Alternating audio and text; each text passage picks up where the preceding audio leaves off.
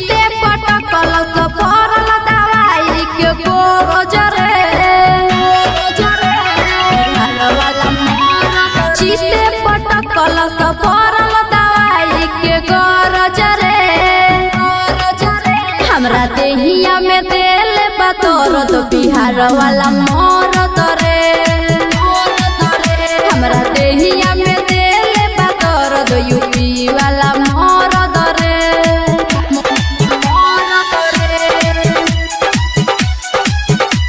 बिहार वाला मरद रे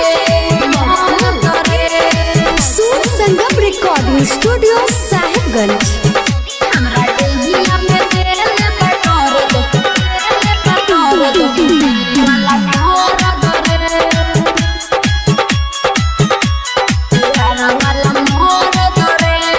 भैले बका की लावता नापी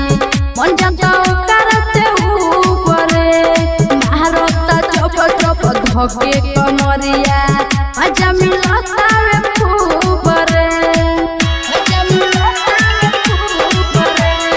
भैले बका की लावता नापी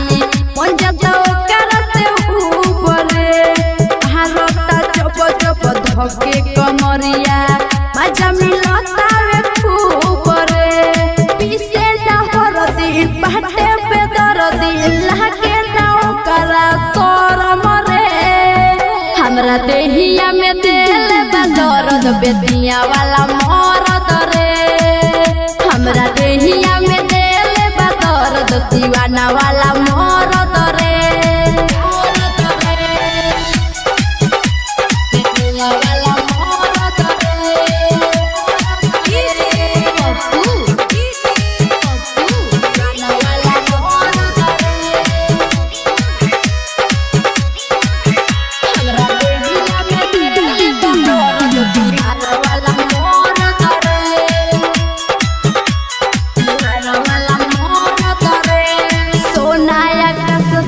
छोटका नी रहुआ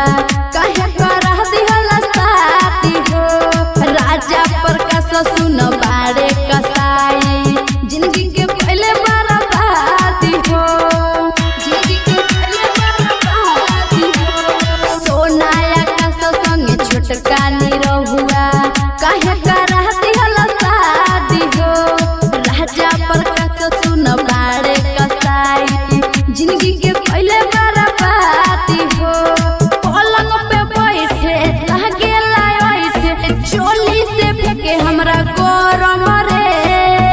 हमरा देहिया में दिल बदरद बलिया वाला मरद रे हमरा देहिया में दिल बदरद छपरा वाला मरद रे। Contact number 73526764।